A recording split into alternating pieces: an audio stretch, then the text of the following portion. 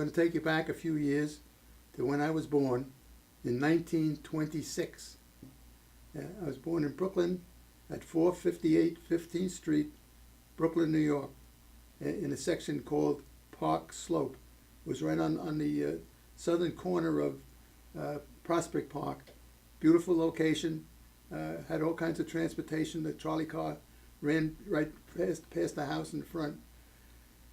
I was born in kind of an emergency situation. My parents were out at Staten Island, and my mother had to come home because she was delivering me.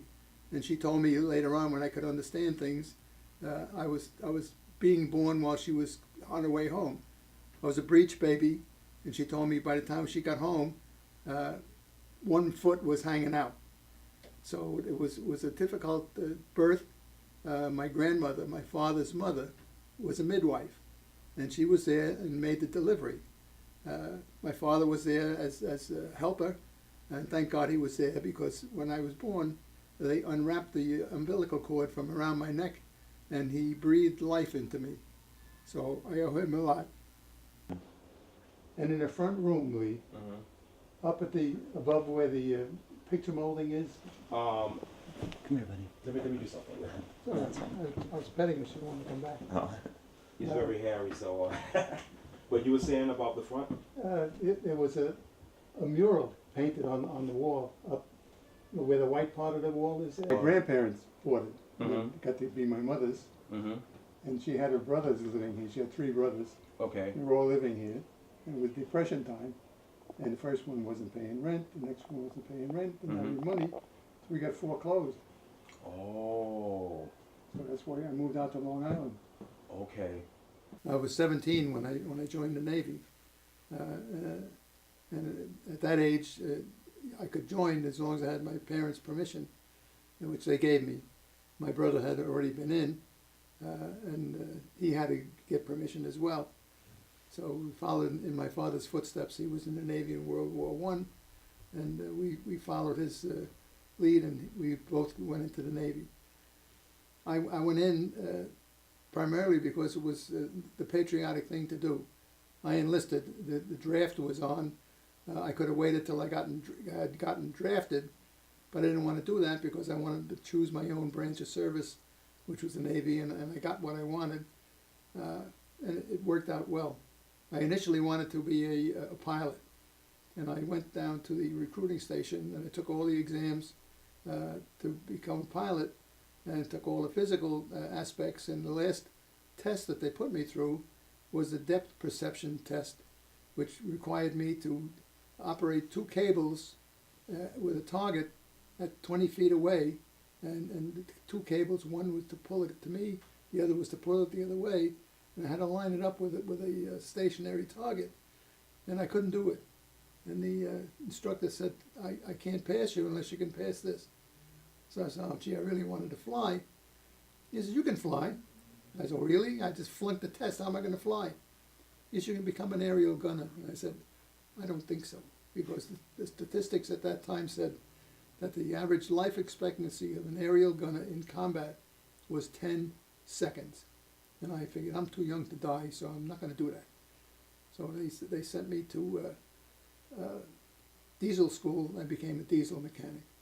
Because Grandpa always said to me, when you go in the Navy, learn a trade. After the war was over in Europe, we had orders to proceed to the Pacific to take part in the invasion of Japan, which we did. And just as we got to Pearl Harbor, just the day before we actually docked in Pearl Harbor, the war was over in Japan. I enjoyed my life on the ship. It was very interesting.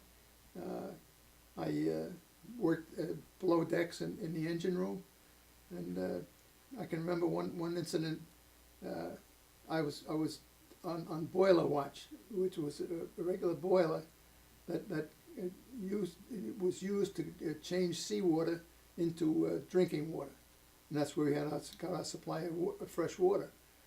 And there were 2 electrodes that fired into the chamber that you could create an arc if you put something in. I know guys used to light their cigarettes by putting the cigarette into that in between those two electrodes.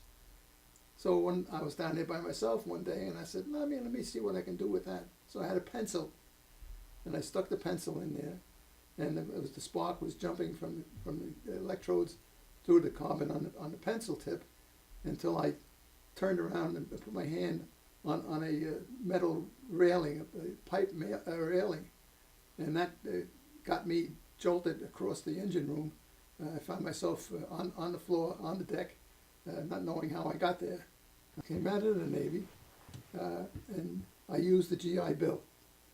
I went to Farmingdale School. It was this subdivision of the university system of the state of New York, and it was a 2-year course, and was primarily filled with veterans. And I took the course in mechanical technology, and we graduated, and we were supposed to get an associate engineering degree, but they said the school was not accredited at the time, so they could only give us a diploma. So every other class that went through there got an associate degree. So we had to tolerate what they did for us. So I wanted to go to work after I graduated, and I thought for sure I could get a job, being very well trained as a tool designer and a draftsman and all that kind of stuff. But that was false hope. So I went back to the school and I talked to one of my professors, and he said, how would you like to work at Grumman? I said, I want a job. So he said, go see this person, and I'm sure they'll take you. And he was right. They took me, and 40 years later, I left Grumman and became deputy commissioner in the town of Oyster Bay. I spent 18 years as deputy commissioner, retired from Grumman, then retired from the town of Oyster Bay, and I've been happy ever since. I have an undergraduate degree from Hofstra and a master's degree from Adelphi University. So that and $2 will buy me a beer, so I'm doing okay.